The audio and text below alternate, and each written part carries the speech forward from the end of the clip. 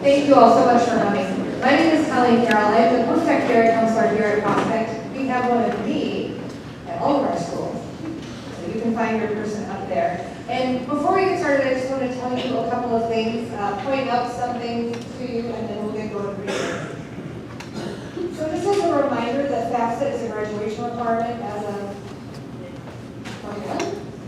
Something like that. 2 years, right?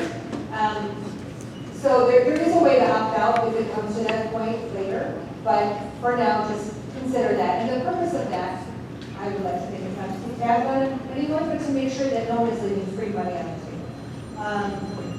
Our representative out there.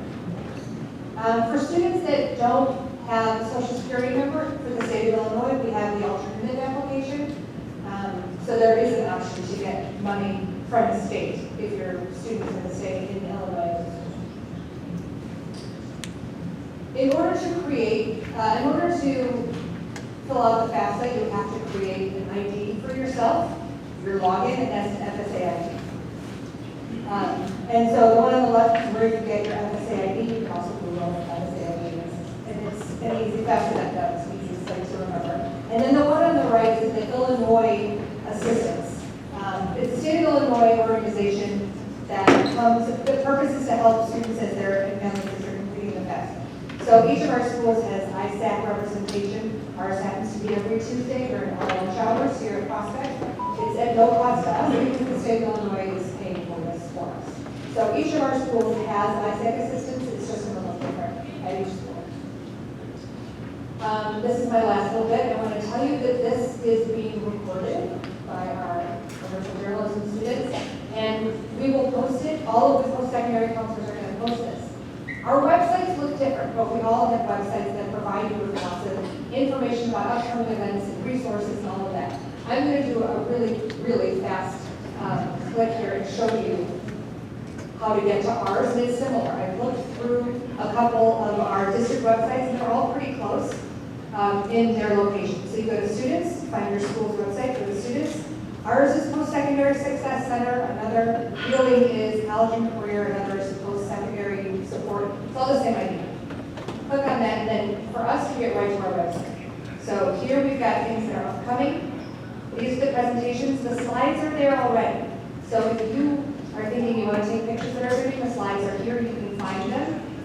Find them later or now if you want to go ahead along. And then quick links as well. So each of your schools has something. It may not look like ours. We're all independent, obviously, but we all have a way to reach out to you to provide resources, and in particular for this, to display or distribute the recording for you and the slides. All right, so let me get that. Okay, so now I want to introduce you our speaker. And in my note to the process, bring a notebook because it's really thorough and good, and there are always people taking notes and taking pictures. Remember again that everything is being recorded, and the slides additionally will be separate. But Mark Anderson, he's from the Forest College, Associate Director of Financial Aid and the Coordinator of the Student Financial Services. An expert, we are really, really lucky. I'm going to tell you before we get started, we have a hard stop at 8:30 because we like him and we want him to come back. So he's got his own family, his own obligations. He does this out of the kindness of his heart. So 8 o'clock-ish tends to be when the presentation finishes up or so. At 8:30, even if you're really politely standing in line, I'm going to say, I'm so sorry, and shoot, so we can run to go out.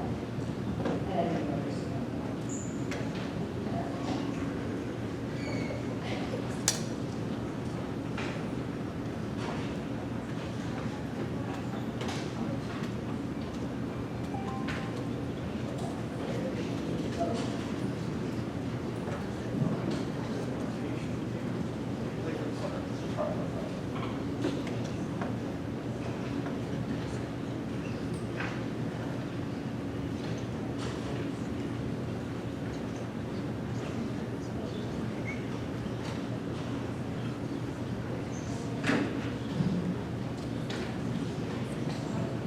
All right, what I'd like to do today is say that when we're done at 8:30 or 8 o'clock, if you need to leave earlier, that you feel like you have a better understanding of the types of financial aid that's available, what financial aid is, the financial aid process, and that you have a higher comfort level in looking at the FAFSA the free application for federal student aid that some of you may be filling out in 2 hours or so, if you want.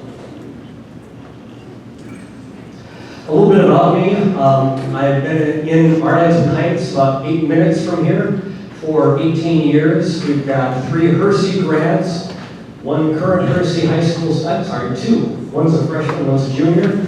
We got a student at Thomas Middle School, which means I'll be retiring in 2040 or something like that. And so, Colleen, if you want me to come back in 15 years, I might still be doing this. I don't know. We've got 1 son-in-law who's a graduate of BG, and 3 grandkids. I started in financial aid in 1990, so I've had this for quite a while. And, yes, a Packers fan.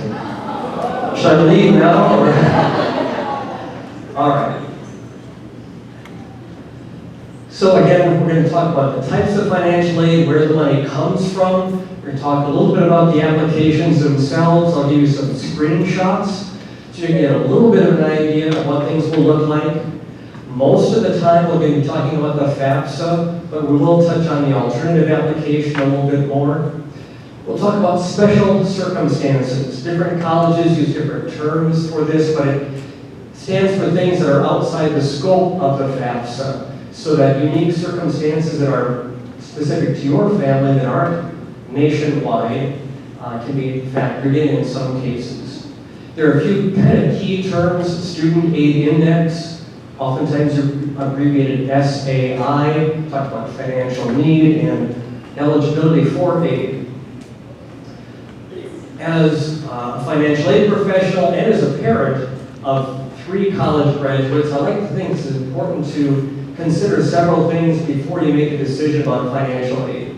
I've worked at private colleges since 1986, and each of those has been a higher cost range relative to community colleges and state universities. And every year I talk with families and say, well, we just don't think we can afford it. We see it at a high sticker price, and we think we have to go somewhere else, but we brought our son or daughter over here just to satisfy their interest. The fact of the matter is, many times, the final cost for higher education is much different than the sticker price that you'll see advertised. And so I think it's important that if cost is going to be a factor in deciding where your son or daughter goes, or you as students, where you're going to go, complete the financial aid application process. Complete the FAFSA or the alternative application, receive the award letter to see what each college is actually offering in the form of grant or scholarship or student loan. Look at each of the offers side by side. Compare, making sure you're looking at the same things. Is it grant and scholarship minus the cost of tuition and fees? If you're living on campus, the cost of housing and meals along with that. But compare apples and apples, and there's some helpful guides out there to make sure you're not kind of lumping loans in with grants and considering that the same thing. After you've done those 3 things, you've applied for aid, you considered the offers, you're comparing the prices and all that, then choose a college or university that is not only best fit academically, but also within reach financially. So, lots of different types of financial aid. We're going to talk about 4 of them, and that really is the 4. But financial aid is really anything that helps reduce the cost of college. Start with scholarships, the most common type that people think of: an academic scholarship, an art scholarship, an athletic award, something based on the student's ability. Usually, it's just merit-based. Sometimes there's a scholarship that has a component of need to it, but by and large, they're based on what you can do. How you apply will vary from place to place. At Lake Forest, an academic scholarship is awarded just on the transcript that you submit. It may include your test scores, it might just show your GPA. Another school might say, fill out this application for this scholarship, and another form for this one. Private organizations, my wife works for CBS Caremark, and one of our daughters got a couple $1,000s a year by filling out a separate application that went to CBS, and their people decided who would get the scholarship. There may be an audition or meet with a coach, depending on what kind of scholarship there is. But just be aware the process is different from school to school. and also within the types of scholarship or grant that you're applying for. MTI, Minority Teachers of Illinois, is a scholarship within the state. They've got their own award and again, different application process. A second type of aid that also is free aid, you don't have to pay it back, is a grant. Most of the time, grants are based on need, which means that if you have lower income or a larger family or fewer assets, you may qualify for more aid than a student that has students whose family has higher income, greater assets, and things like that. Just like the scholarship can come from the college or university, grants come from the schools, they might come from the state of Illinois, from the federal government. The FAFSA is the primary application for need-based aid, or if you're not a citizen or permanent resident, then the alternative application is used for that same kind of grant application. And again, we've got different types of grants. A federal Pell Grant is one that you may have heard of, a MAC grant from Illinois. Individual colleges have their own names for their own grant programs. The type of financial aid that isn't free, you've got to put some time in to receive it, is work study.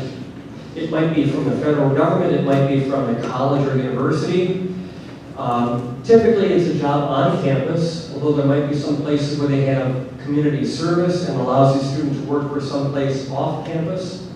It's typically 5, 10, 20 hours a week, and generally speaking, I think that you would find that a work study position is advantageous over an off-campus job because the people on campus know that you're a student first and an employee second. They're going to probably be more flexible when it comes time to midterm exams, final exams, a big paper, things like that. If you're working for Starbucks or Walgreens at the corner bakery or something like that, they might say, we've got to have this shift filled. You've got to be here. Sorry, if you miss a couple of shifts, you might lose your position. We have students who work for us in our office, and they might call and say, tomorrow I've got this big exam, and I'm not quite ready for it. Can I come in the following day or something like that? Can I just skip my shift? And 9 times out of 10, we're going to say, sure, that's fine.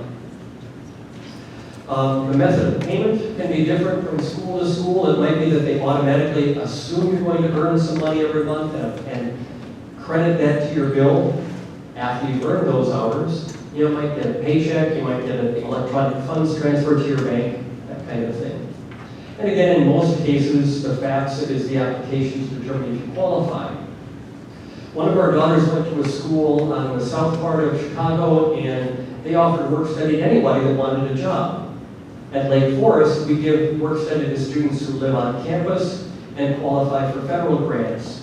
So you might find different award letters show work study eligibility or don't. The fourth type of financial aid is something that you have to pay back, student loans. How many parents had a Stafford loan or a guaranteed student loan back in the day? Okay. The process is pretty similar to what I had when I was in school. We wrote on stone tablets and things like that. Hey, okay, that's fine. With Stafford loans, the student is the borrower, and while they're in school, no payment is made. There are some loans that have interest accruing while you're in school and some that don't. The interest rate changes from year to year in that academic year, the loan is set in May, and it stays that rate until the loan is paid off. The following year, a new rate is established for that year's loan. So if you're a freshman, you might have a loan at 6.6%, and as a sophomore, it's now your sophomore year loan is 6.36. So 2 loans at 2 different interest rates that stay at that rate for the life of the loan. I skipped over this, but repayment typically begins 6 months after a person graduates. If someone comes to college for a year or 2 and they say, well, you know what, college isn't really for me, then they begin paying 6 months after they left school. There are limits to how much you can get from the federal loan programs. A freshman can get $5,500, $6,500, and then $7,500 for the last 2 years. 2 loans at 2 different interest rates that stay at that rate for the life of the loan. The following year, a new rate is established for that year's loan. So if you're a freshman, you might have a loan at 6.6%, and as a sophomore, it's now 6.6%. So 2 loans at 2 different interest rates that stay at that rate for the life of the loan. A subsidized loan can be up to $3,500 of this total, or $4,500 out of $6,500, and the subsidized portion can be $5,500 for the last two. If you qualify for that need-based loan, no interest accrues at all, and no payment is needed until you're done with school. If you don't qualify for a subsidized loan, you get an unsubsidized loan where interest does accrue from the start. So people that just started at Lake Forest on the 21st of August took out a loan, they get the loan proceeds a couple weeks into the school year, and that's when interest starts getting charged to them. They have the option of not paying any interest until they graduate, and if they choose that, whatever is accumulated then gets added to the original loan, and then they start paying on that. In addition to the federal student loan called the Stafford loan, there's a federal parent loan called the PLUS, Parent Loan for Undergraduate Students. As the name implies then, the parent is the borrower, can be either mom or dad, and if there's a divorced family, dad can borrow and mom can each borrow for the son or daughter. It is based on credit, but it's not really as difficult or as complex as applying for a home loan or a credit card. They're looking at income and debts that you've got. They're looking for the absence of really negative credit. So significant delinquencies, bankruptcy, foreclosure, that kind of thing. If you don't have those marks on your credit history, you're going to be able to get the loan. You don't have, you could have $30,000, $40,000 of annual income and still borrow $20,000 a year for school. So when you go to a bank and say, I want $20,000, they're going to ask that you have enough income to show that you can support that. With the federal parent loan, it isn't quite as stringent. Similar to the unsubsidized Stafford loan for students, interest will accrue on the PLUS from the beginning for everybody. There's no option for the subsidized type loan that the students have. You don't have to make a payment while the student's in school, but interest will be accruing. And then within the application, there are some check boxes. You want to pay everything monthly, starting now, or you want to defer payment while the student is in school. The choice is yours. Interest rate is quite a bit higher on the parent loan, about 9% this year, and moved it under 9 last year. Same thing with the Stafford and the PLUS. The interest rate is set in May for that academic year, and it stays that rate for the life of that loan. Second year, you repeat the process, a new interest rate, but it stays at that rate for the life of that particular loan. In previous years, a parent loan could be as much as was needed to cover the cost of school. This year, or starting in the fall of 26, starting in the fall of 26, there is a cap or limit of $20,000 per student, or the cost of school minus all other financial aid that's been provided. So for example, at Lake Forest, our cost is about $75,000. That's tuition fees, housing, meals, books, personal expenses, travel, all that. If we were to offer a student $40,000 in grants and scholarships and loans, the difference, A minus B kind of thing, is $35,000, but the cap of $20,000 kicks in. If you're looking at a lower cost school, let's just say the cost is $35,000 and they give $22,000 in grants, scholarships, and loans, A minus B is now $13,000, and that's the most you could get. So eligibility is going to vary from one school to the next, depending on the cost and the other aid that's been provided. In addition to the federal parent loan, there are loans that students can apply for on their own, well, with a co-signer, I should say, but they're the primary borrower, and they can get this in addition to the Stafford loan. So federal loan from the student, up to $5,500 for the first year, but then this can be used either in addition to or in place of the PLUS loan, so that you can cover more costs. Or maybe mom and dad are saying, well, Timmy, we don't want to help pay for your college. We've helped you enough. Now you're on your own, you're 18 or whatever the reason might be. The student can then be one who borrows the money with a parent co-signing or some other adult with good credit. It can be any person, adult, family member, grandparent, older brother or sister who meets the requirements of that individual lender. Because this isn't a federal loan where everybody has the same interest rate, the interest is based on the co-signer's credit history. So you might see advertised rates 4.5% to 13% from one lender, 6 to 12% from another lender. And until you've gone through the application process with that co-borrower, you don't know what your rate would be.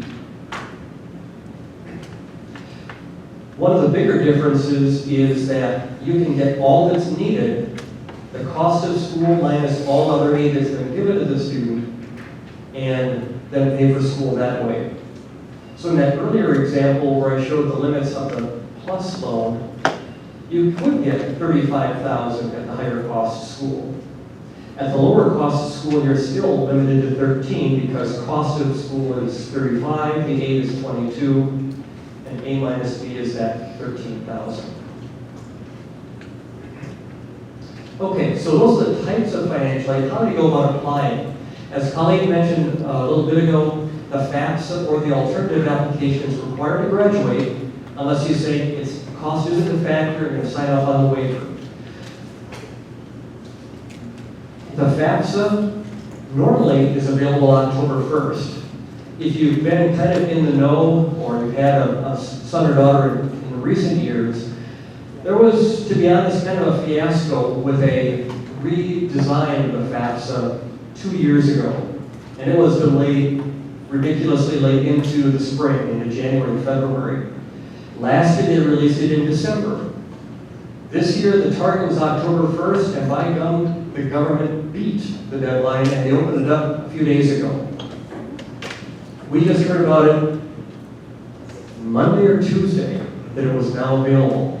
So, pat them on the back, I guess they did, we think they did something right. We'll wait and see, you know, kind of, what's the term, the phrase, the bread is in the pudding, or something, the test is in the pudding, I don't know. Anyway, the form normally is available October 1st and should be from here on out every year in October. You're filling out for the next fall. So tonight what we're talking about really in terms of deadlines and things, all of this is going to be dealing with people starting as a student in the fall, not for a mid-year person. Generally speaking, at colleges across the country, whether it's a trade school, a community college, a state university, or private school, the FAFSA is the main application, in most cases the only application that you fill out. There are certainly exceptions to that, so check with every college financial aid office, look at their website, it'll tell you FAFSA and the CSS profile, or the FAFSA and our own institutional application. The FAFSA is just for citizens and permanent residents. The alternative application that, as of 2 days ago, is still expected to be launched October 1st, is for students that don't have socials and are Illinois residents. It's just for money coming from the state of Illinois for schools in Illinois. For a small population of colleges, mostly selected universities, Northwestern University is one example nearby, they'll also ask for the CSS profile to be completed. This collects quite a bit more information. There's some duplication, but it digs even deeper into the family finances. The profile also has a version for international students.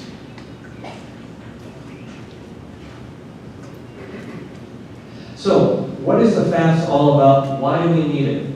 It collects information about the family to help get a sense of your family's financial strength. And then, as a result, it helps to determine eligibility for need-based aid. Kind of the haves and the have-nots, so to speak.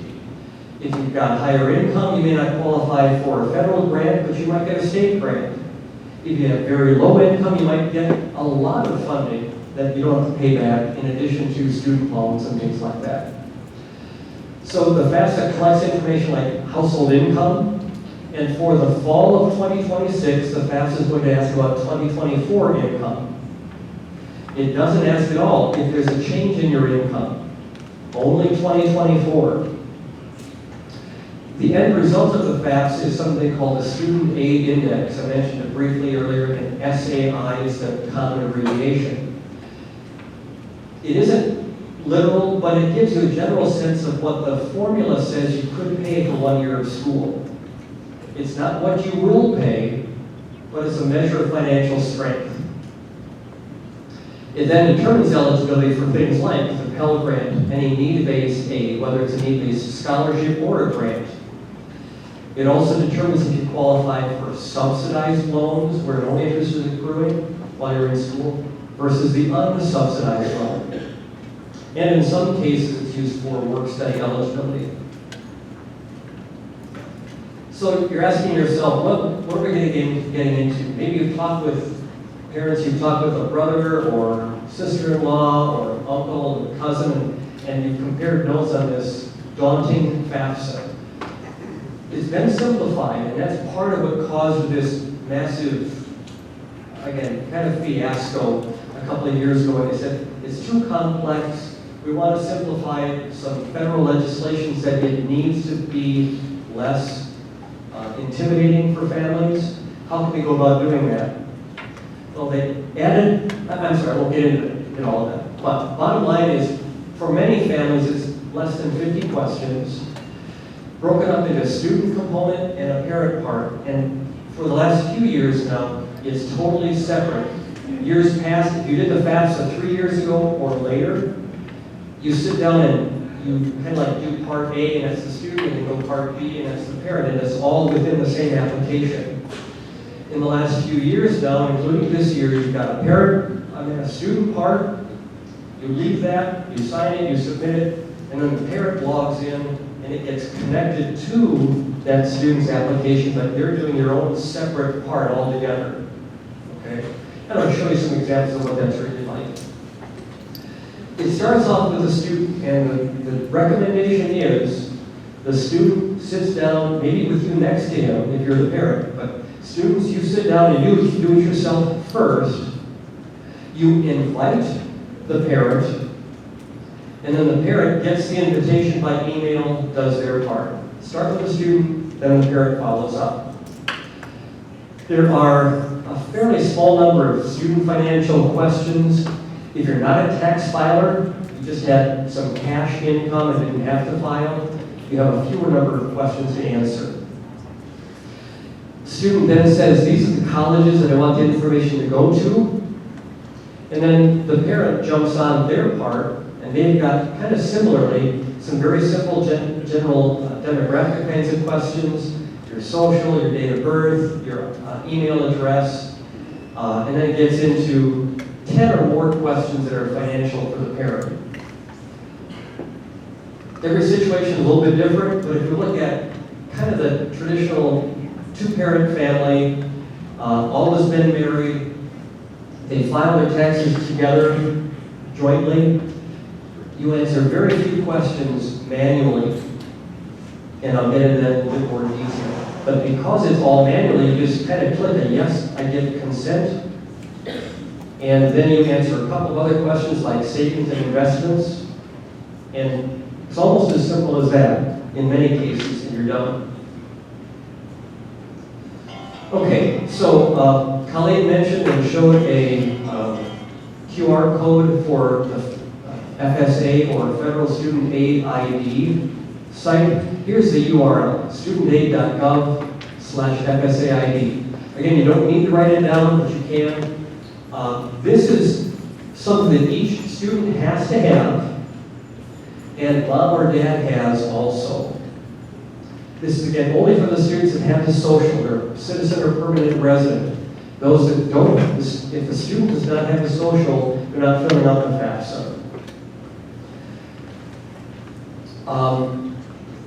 It serves as a signature on the application. So instead of being able to write on a sheet of paper, I'm signing that all this is correct. You're electronically signing like a lot of things are nowadays with this FSA ID.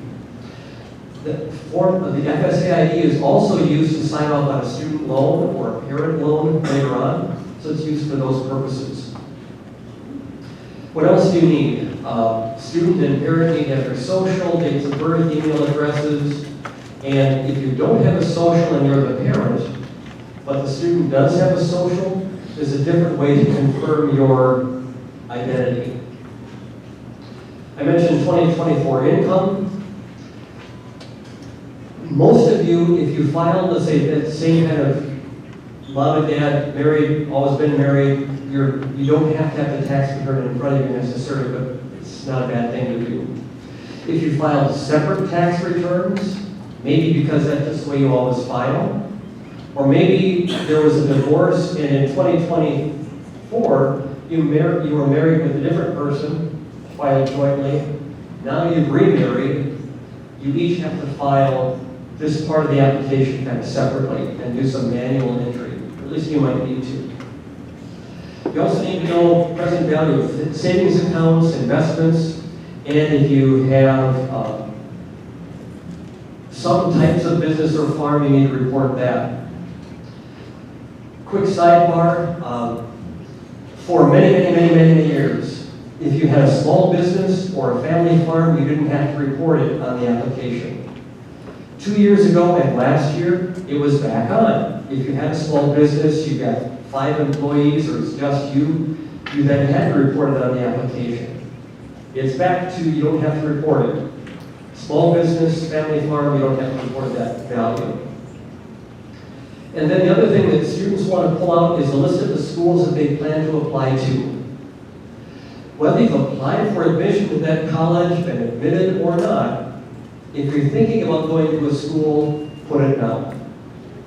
There's no required order that you do the FAFSA first and then the admission application, or the admission application first and wait for the admission decision and then do the FAFSA. No, you don't have to do that. You can get these all done kind of in almost any order.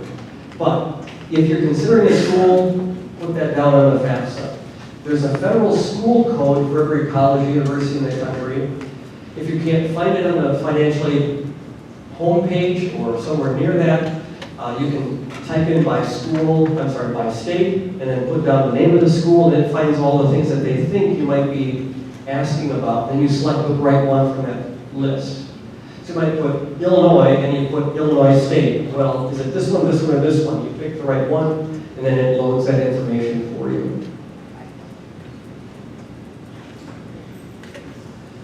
If you did the FAFSA last year, quick show of hands. How many did it last year or the year before? Okay, quite a few, but not a lot. Basically similar to what you've seen in the last year or two. Again, the student starts, they initiate it, they sign off on it, and they're done. They invite one of the parents, and they put their email address down, the parent email.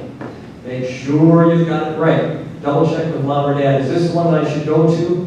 If mom or dad, you've got 2 or 3 email addresses, make sure that you give them the one that's most likely to be viewed.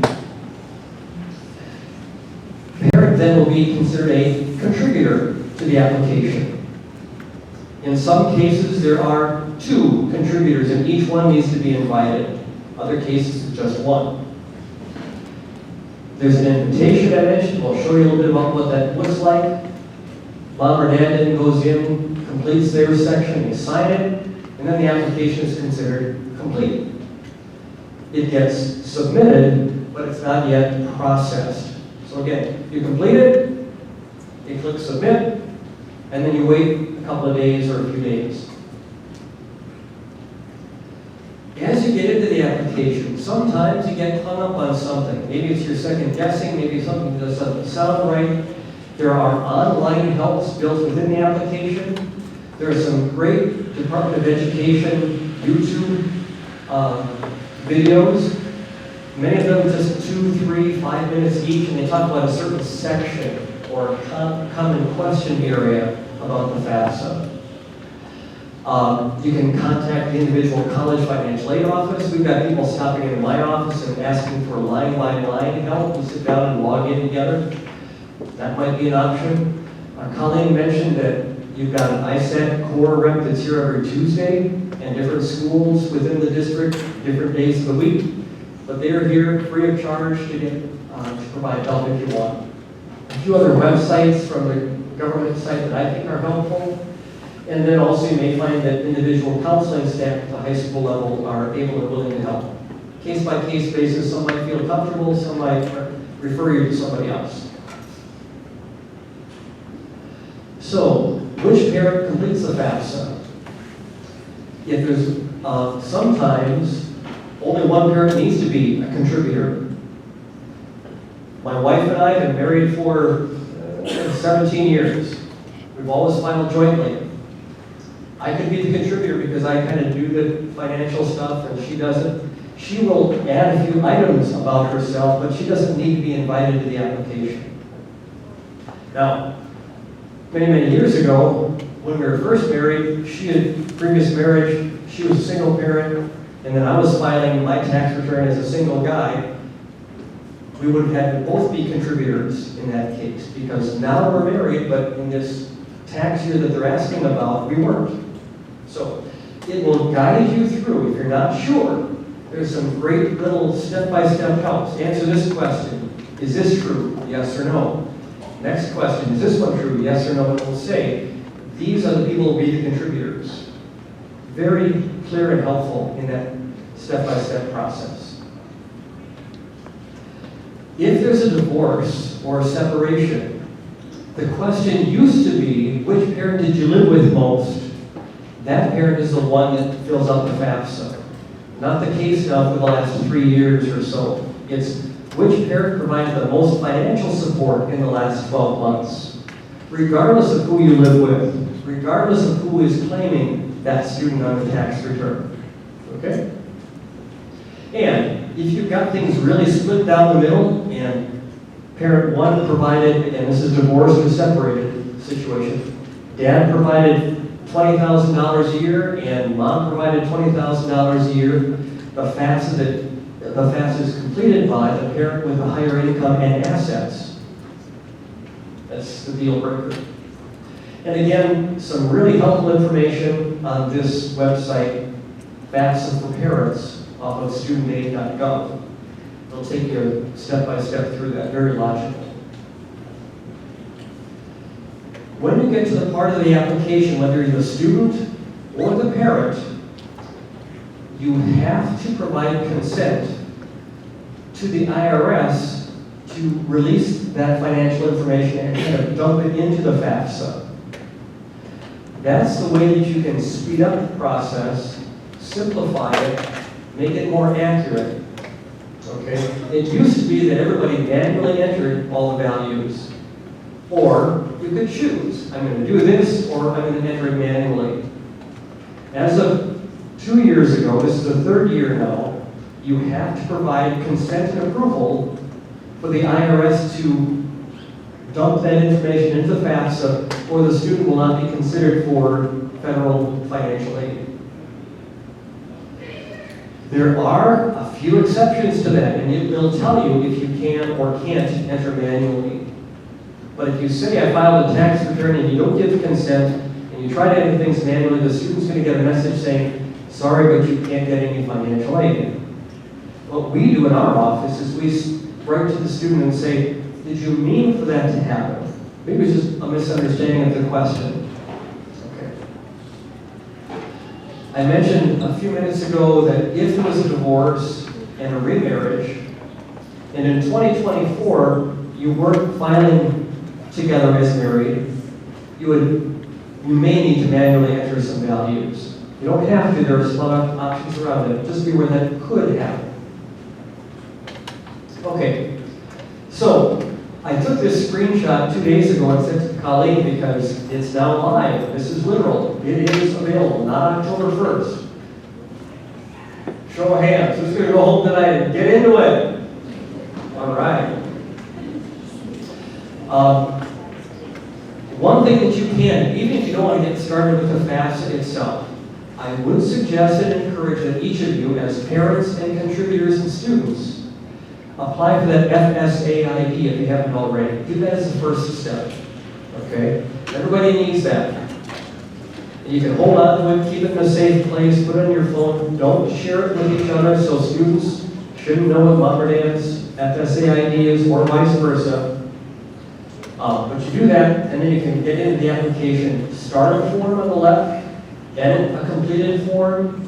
You as a parent are accepting an invitation from the student. All those things right from here. Notice underneath that, well, maybe too hard to see from the middle or the back of the room, but it says lower in this page, need the 2526 form, go there. Anybody starting college in the spring, in January, or something like that. Okay, so for January or spring semester of this academic year, you're doing the 2526 FAFSA. And also, you could, right away, then do the 26-27 for next fall. Sometimes it gets a little bit confusing. You might think, well, it's January 26th that I'm starting, so I might do the 26-27. But no, it's academic year. The fall of 26 through the spring of 27, fall of 26 through the spring of 27 is that form. Fall of 25, including the spring of 26, is the 25-26 form.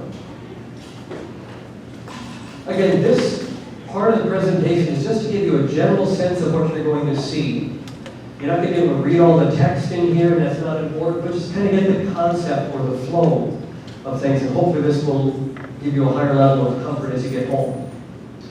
So, when the student logs in, either from FAFSA.gov or studentaid.gov, they put in their credentials, their FSAID.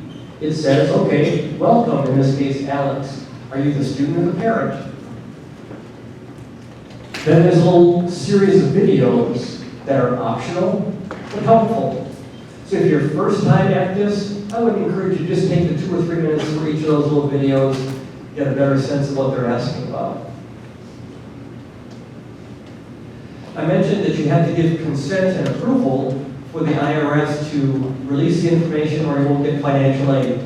This is a part of the legal language. It just says your consent is needed to retrieve and disclose federal tax information. With your consent, we can obtain this and dump it into the FAFSA. If you don't, you will not be eligible for federal student aid, including grants and loans.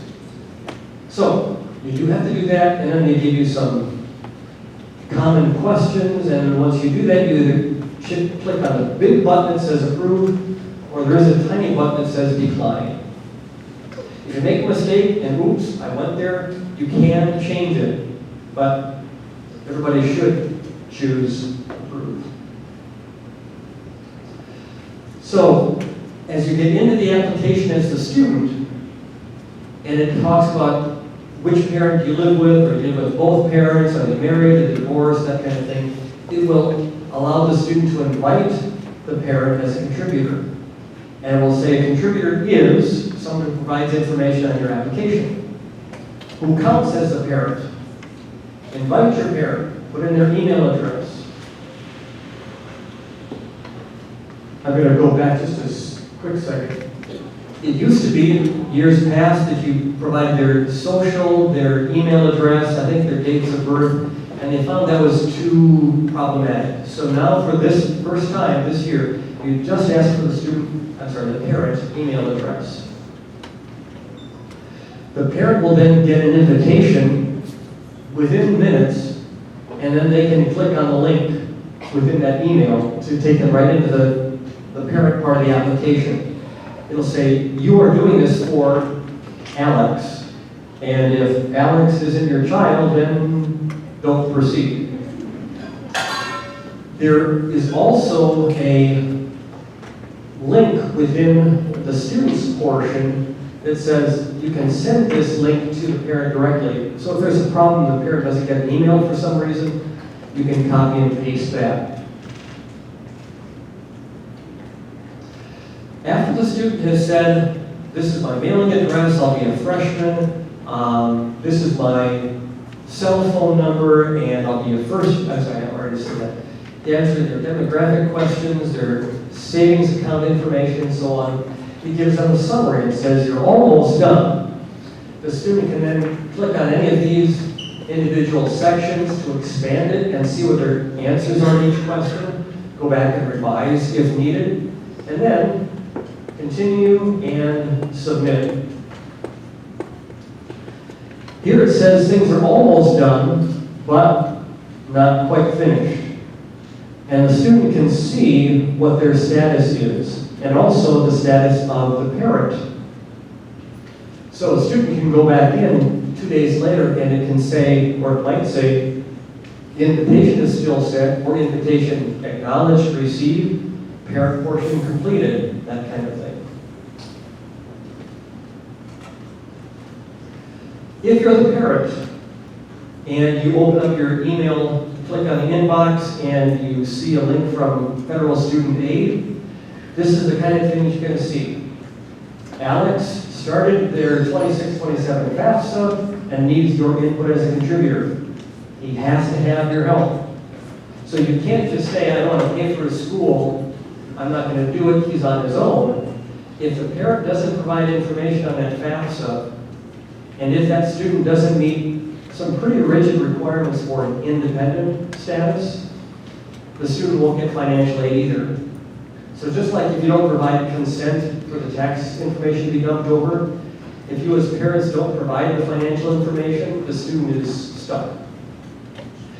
If you provide information, it doesn't mean you have to pay, but that determines what Alex or the student will get for aid.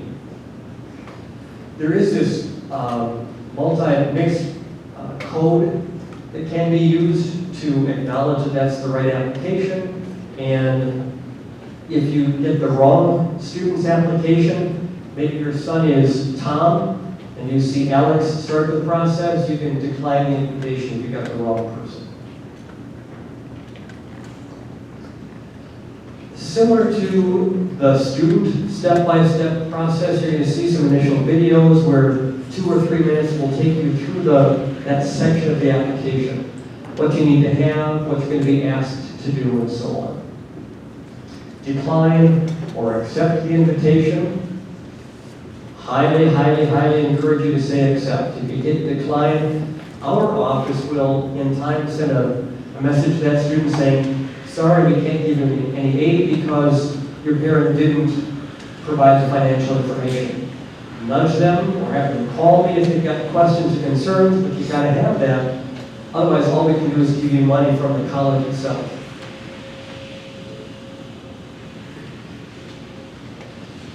When you as parents log in and accept that invitation, you double check, you provide your email address, your dates of birth, your socials, and all of that kind of thing.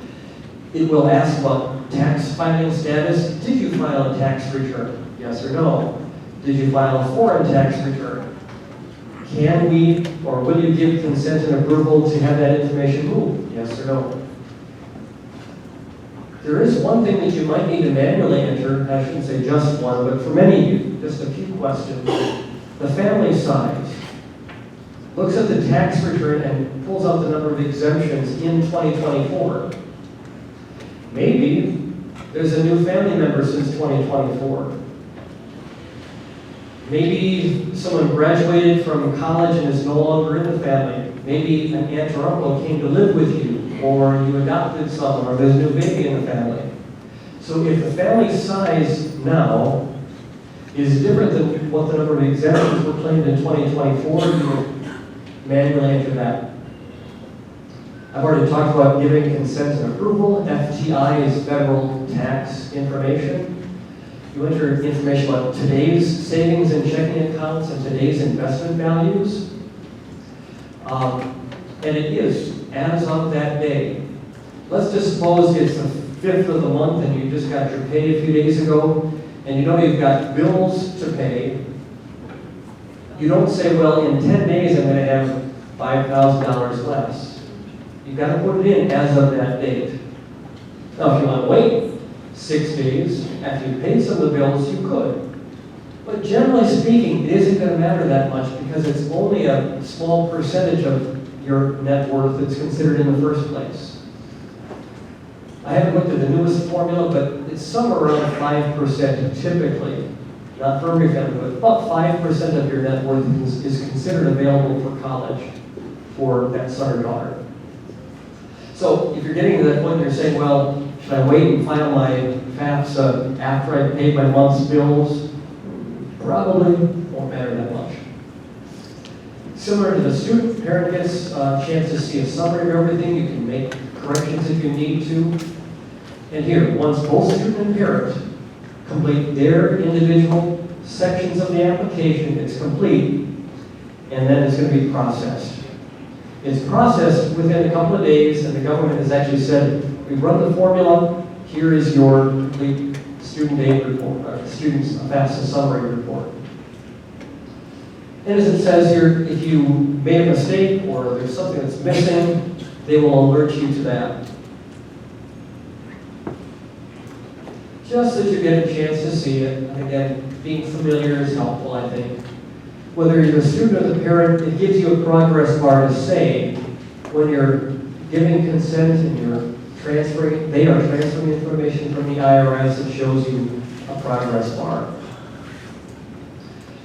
I'll talk briefly about something that doesn't happen all that often, but it has happened in our office where someone in a particular tax year had a rollover from one retirement account to another. They changed jobs, or some other reason they had that rollover.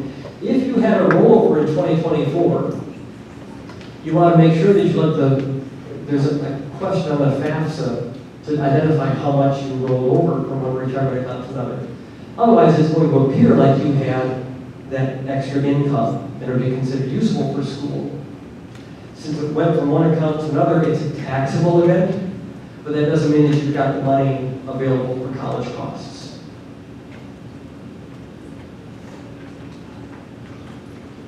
So again, you've got the summary that you can look at to make sure all the values are correct. You submit the application, it's complete. Within a couple of days, the student is going to get an email, and you as parents would get an email that says, the FAFSA is now processed.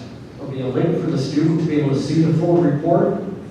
And again, there'll be some comments near the top that identify anything that might need to be followed up on.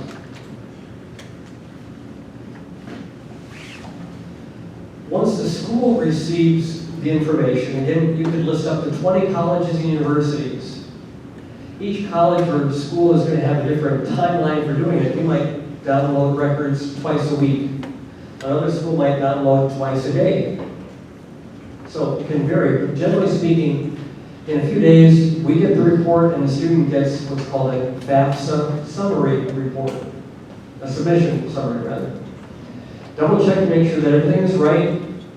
You will see a few tabs along the top. I'll give you a screenshot in a couple of minutes. But you'll see the possibility of the Pell Grant. You might get up to $7,300. You might get up to $5,500 or $2,000. You may qualify for a work study. You may qualify for a Stafford loan. Those are not offers, but it's saying based on some federal definitions and requirements, you may have that eligibility. Colleges get a very detailed report, and once that happens, once the student has received that summary, you can make a correction if you need to. For example, it shows that you reported as a student $100,000 in the bank. Whoa, that wasn't $100,000. I put a decimal point in there, or I thought I did, so it's not 100, it's 1,000. Go ahead and make that correction, and a few days later, a new FAFSA submission summary would be provided with new values that go to schools. You can also add a school at any time after it's been processed. So today you fill it out and you're looking at 3 schools, and 2 months from now you get some great offer from another college or university and say, if you come and play ball for us, we're going to give you a $50,000 scholarship. Okay, add the school, now the college will receive a FAFSA report as well. Just to give you a general idea, this is all, when you see it, it will all be on one top to bottom kind of screenshot, but I've identified it in different sections just to kind of break it apart.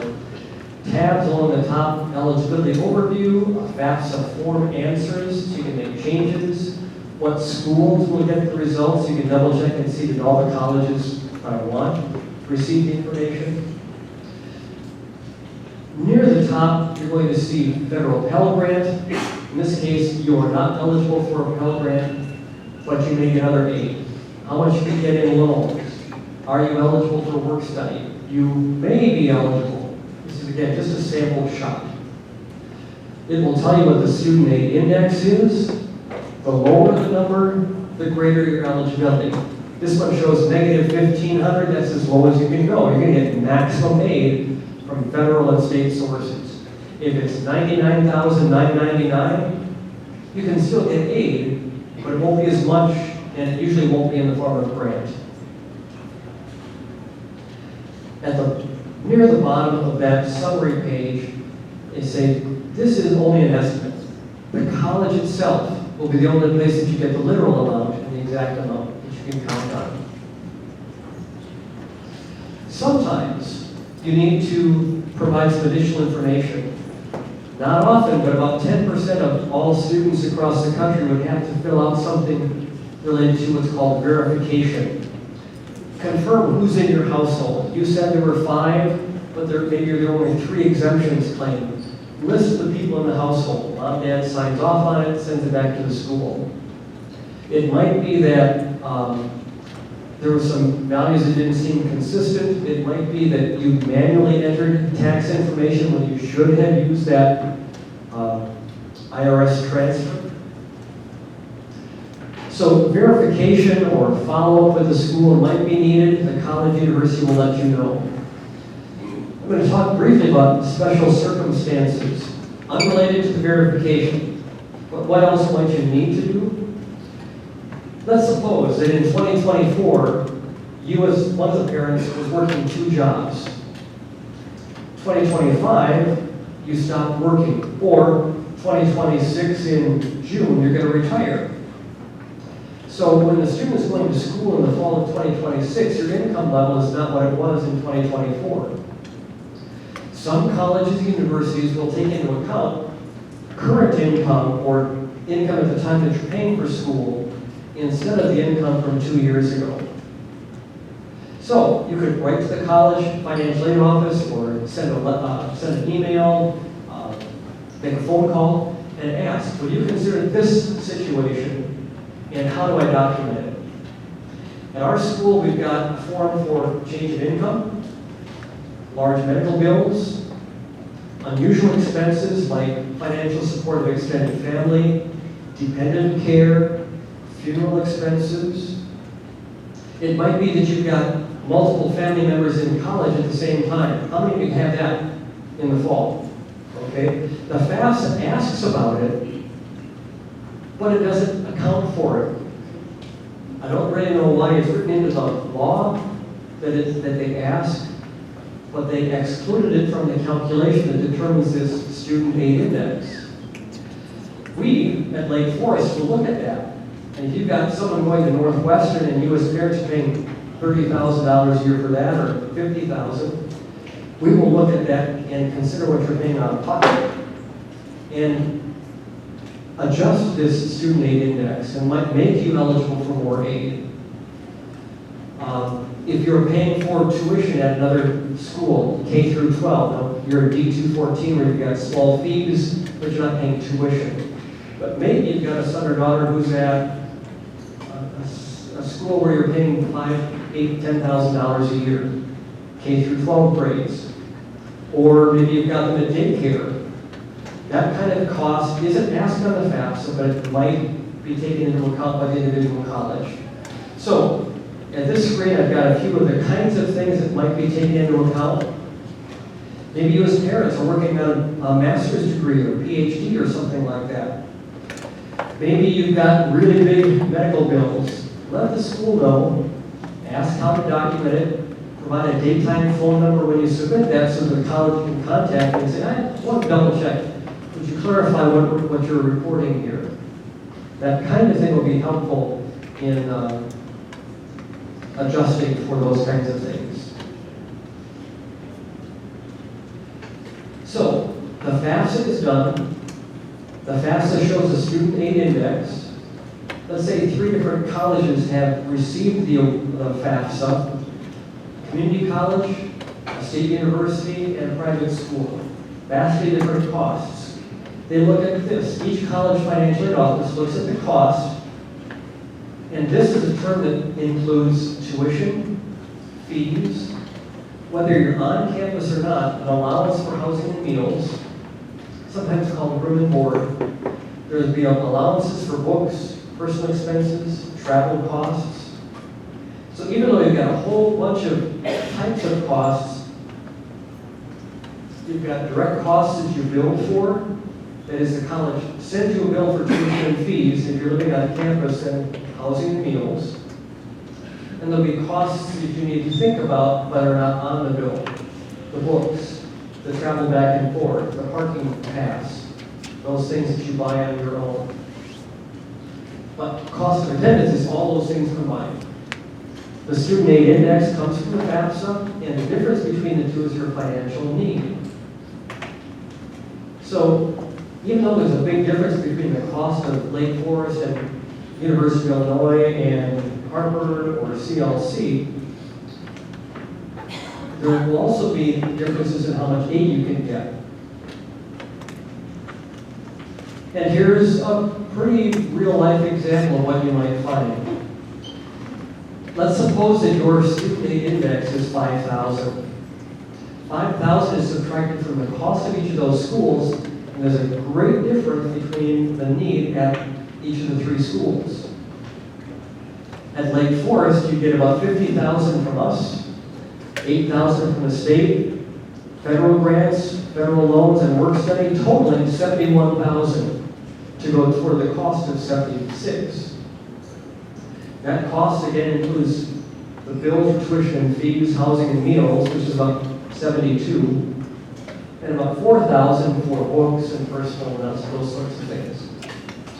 University of Illinois or another public university might give some need-based grant, some state grant and federal grant, student loans, lower total aid, a lower cost school, Harvard, CLC, that kind of thing.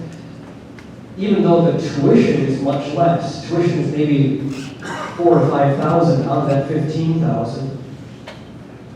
You're eligible for up to $10,000 in aid, and this is an example of what they might give. So vastly different costs and much different aid packages.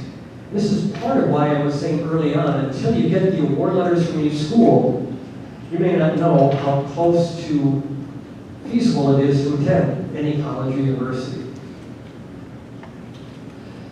Every college will provide an award letter.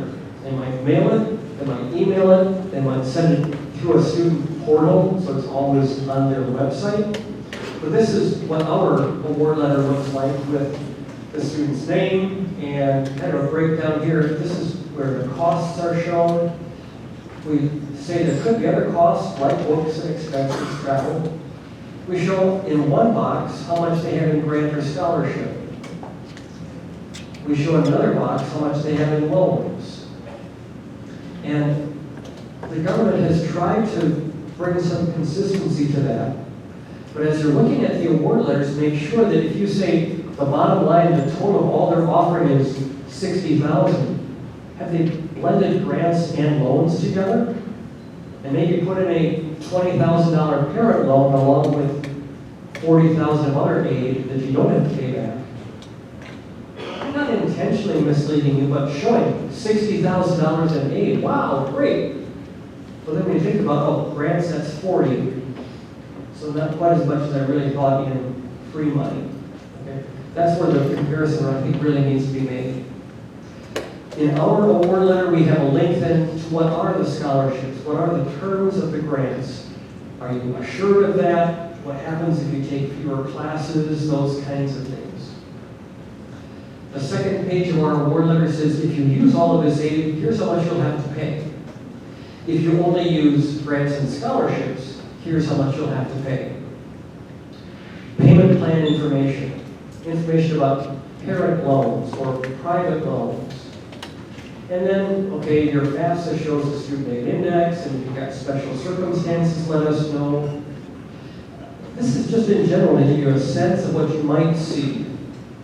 But literally 10 colleges can send 10 different templates, so to speak. So look carefully and try to make sure you're comparing apples to apples when you're going through that. If anything doesn't make sense, you see this award letter and just confused or thrown off or not certain, don't hesitate to call or write, email, stop by the financial aid office if they're close. We can bring award letters into the individual high school guidance offices, career planning offices, and they can say, that's what this one means this. When you compare them, this one actually is costing you a lot less than that one, even though that one has a lot of loan in it. Maybe it's because that one has a lot of loan. This one's going to be less expensive to you in the long run. Maybe you haven't received an award letter yet. Maybe you're wondering, what would my student aid index be? You can go to a government site. I've got the link here, and you can fill in the information manually, income, family size, savings and investments, and it will generate the student aid index for you just immediately. And then you can get a sense of what you might be expected to pay for a year of school. That's 1 year for one child. Quick show of hands, how many people will have more than one family member in college in the fall? I alluded to that a little bit, so a fair number. You've got to do one FAFSA for each child each year. In 2018, we had 3 kids in college at the same time. 3 FAFSAs. It isn't as bad now as it used to be, but if you're wanting to kind of get a jump on things, you need to go home tonight and say, what would my SAI be? Something else that is available school to school is something called a net price calculator. And so you go to an individual college financial aid webpage, click on the link to net price calculator, you do the same kinds of things that you would for the earlier SAI estimate. But now the individual college says, based on averages in the people that are on campus and have this SAI, here's how much you might get in grant and loan. If you report your GPA, they might say, here's how much you can get in scholarship. So college to college, you'll see some variations, but here's an example where they show the tuition and fees, housing and meals, how much is estimated in grants, how much you need to pay. So, you're all going to run home and apply for that FSA ID. Some of you might even jump into the FAFSA and get a little look at it. When do we need to have all this stuff done? As you're looking at, let's say, 5 or 6 different colleges, they might all have different deadlines or priority dates. Ask them or see, is it a deadline or is it a target date? Some places you miss it by a few days and you might be looking at paying a lot more out of pocket.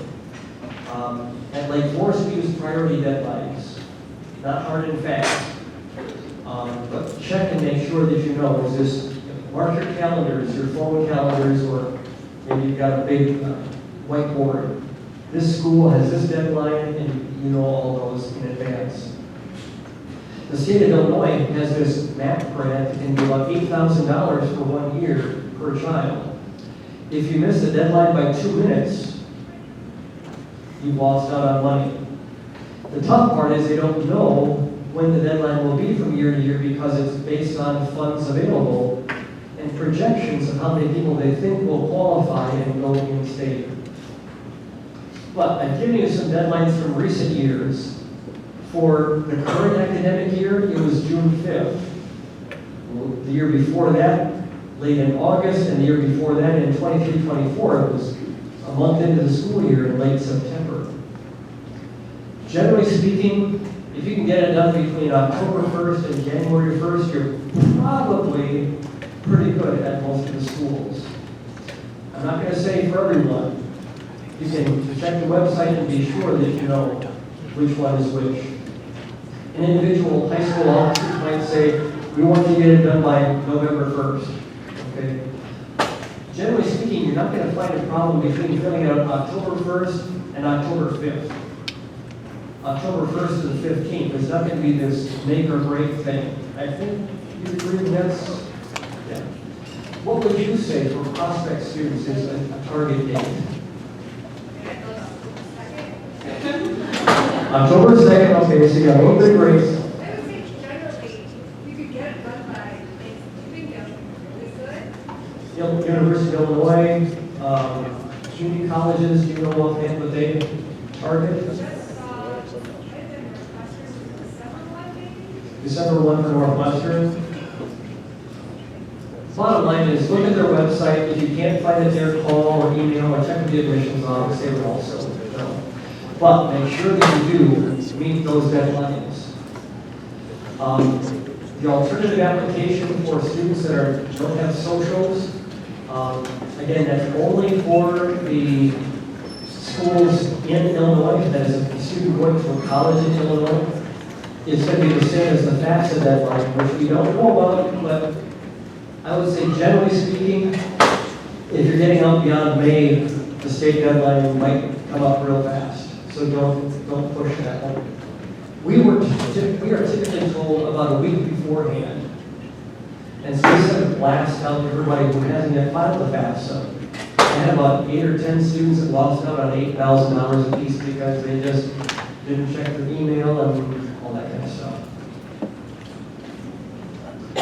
So, kind of coming full circle tonight, I started off by saying I think there are 4 C's to keep in mind.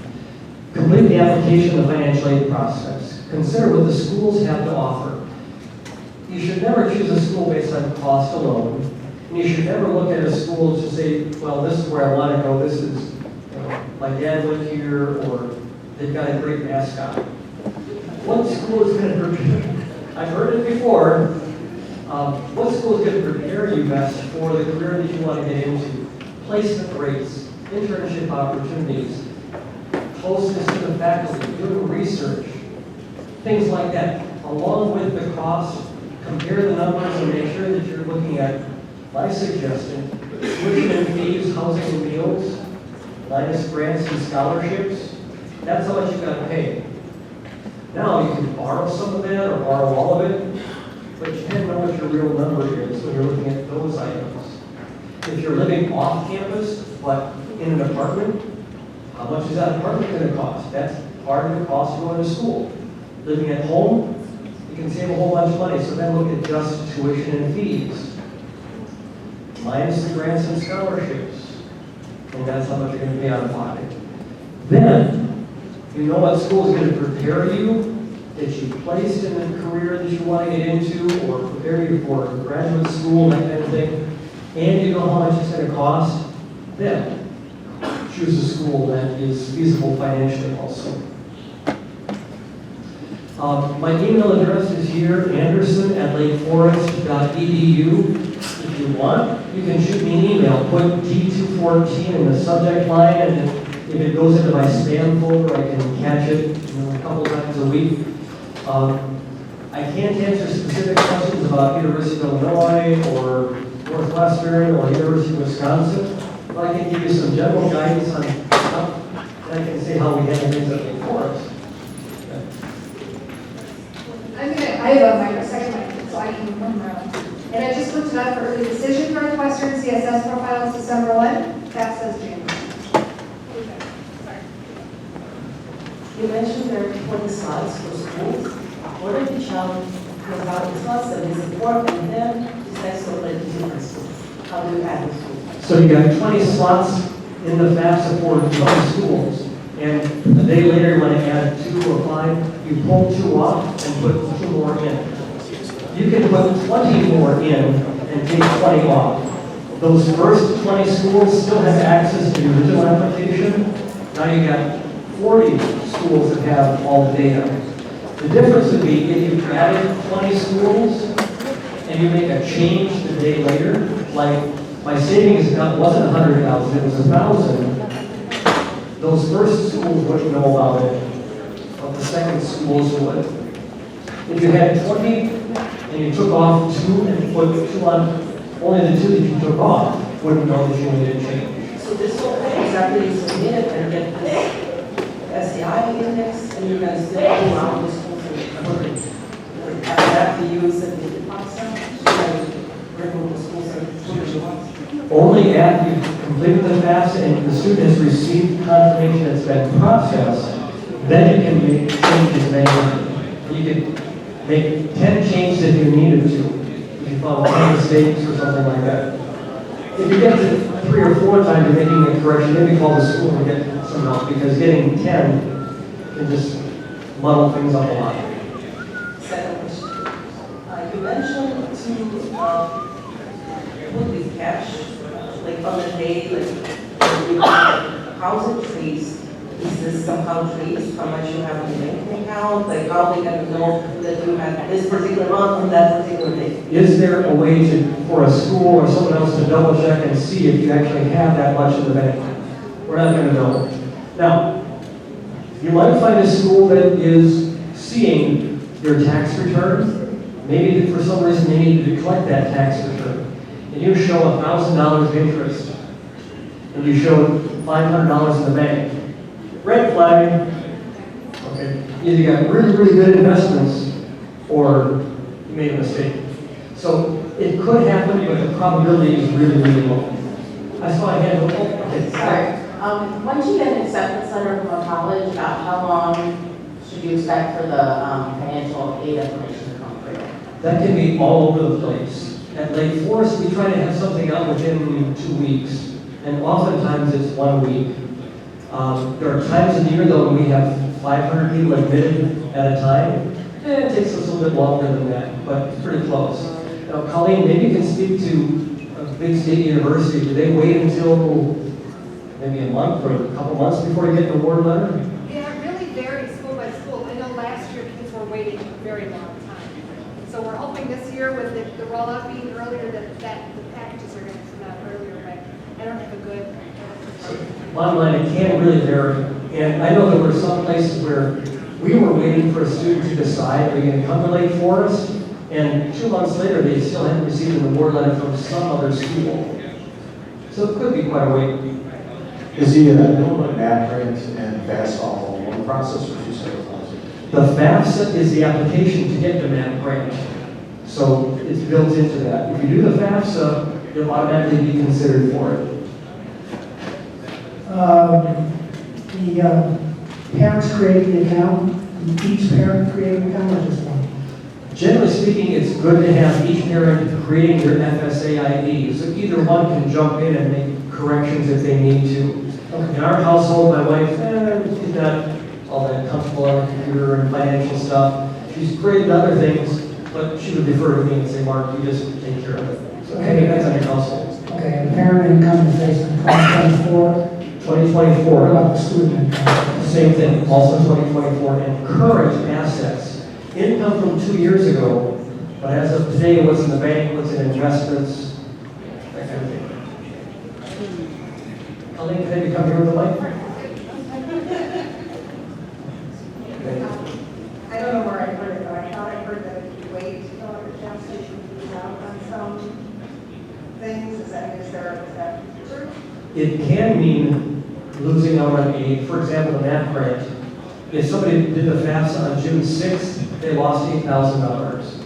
At Lake Forest, our target date for many students is January 1st for the FAFSA. You fill yours out on March 1st.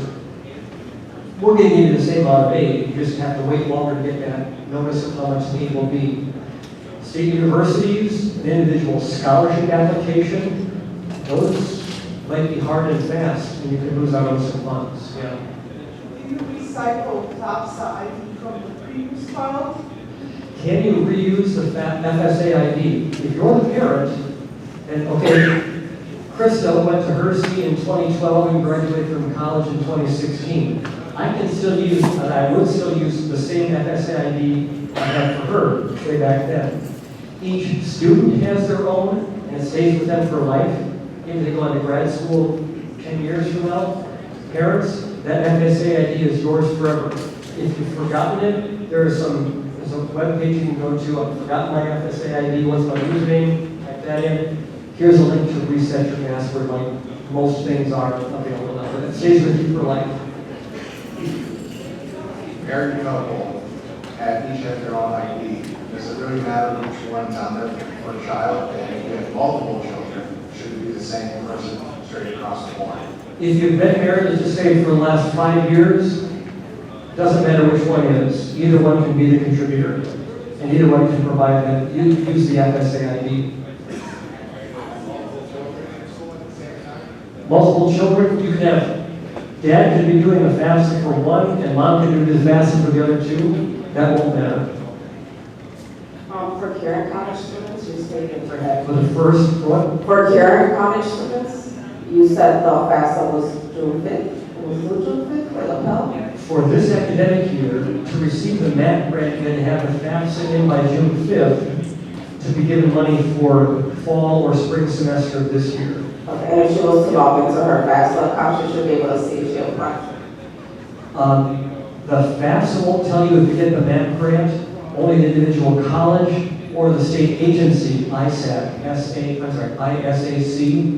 they would be able to say if a student qualifies currently for the MAP grant. So is that something she had to apply for? When you fill out the FAFSA or the alternative application, you're automatically considered for all that aid, the state aid and the federal grant money and the college grant money. So the FAFSA had to be completed before June 5th? By June 5th was the last date that you could do it. June 6th at midnight, you were out of luck. How much they take consideration? How much does retirement account? I heard part of it, how much that comes from retirement accounts and 529. I'm sorry. Are they gonna look into all of your retirement things, your 529s, all of that? When you report, there's a line for savings and checking, there's a line for investments, and a line for business or farm. Investments does not include the home you live in, does not include your retirement account. It includes a 529 plan for that child. 3 years ago, if you had 3 kids and you had a 529 for each of them, you put the combined total on that line. No more. Not to look at 401k or anything like that. You don't report that, and they're not going to investigate to see what you have. On the CSS profile, which is a form used again by only about 10% of the colleges nationwide, they ask you to report the present value of your home, the debt on your home, your current mortgage payment, and what you have in retirement accounts. 529s for other kids, but the FAFSA does not ask for those things. Yes? And then we've got like 2 minutes, and I'm serious about cutting us off. Your example with multiple students makes sense, like student already enrolled somewhere, you know what you're paying. How does that work with twins that are applying simultaneously to the same or different institutions? In terms of college concerning the payment there, what we do is with twins, then we would say, when you know what student 1 is getting and student 2 is coming to our school, let us know when that happens, and we could adjust student 2's award letter. So you get, let's just say your student aid index is 12,000 when the FAFSA comes to us. It shows 2 people in college, but the calculation doesn't adjust for it. A month later, we give you the award letter and says, here's how much you can get. With an SAI of 12,000, you don't get federal grants or state grants. But a month after that, you know what student 1 gets. And then you send us a form saying, here's how much we're going to be paying. Here's documentation of that. Your SAI might go down to 10,000 or might go down to 2,000. If it goes down, let's just say it goes down to 2,000, we can now give you a Pell Grant and a MAP grant, even though originally you weren't eligible. Okay, last one. So, I have a change in employment in 2025. I'm going to be putting 2024 information in tax returns. So you said before you can provide newer information. That's done at the college level or at the FAFSA? So just to clarify, income at one level in 2024, a job change in 2025, you still will only be reporting 2024 income. The IRS, at consent and approval, will only pull your 24 tax return. And at the college level, you would notify each college financial aid office. Let me just give you a scenario. I'm going to send an email, FinAid at Lake Forest, FinAid at Northwestern, FinAid at Illinois University, FinAid at clc.edu. The same message is going to those financial aid offices to make concern. In 2024, I had this job. On March 1st, 2025, I changed jobs and my salary is now this.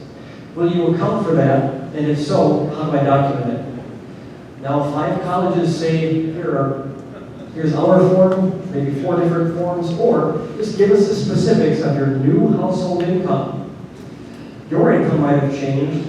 Let's say it went down. Your wife's income might have gone up. So we're now looking at new household income for 2026. In our case, that's what we do. And you document it, and we look at that instead of 2024. So that's after you're accepted, the student's accepted? Or they're... The actual award letter from each college university usually won't come until after you've been admitted. The FAFSA can be done at any time, but we don't give an award letter until you've been offered admission.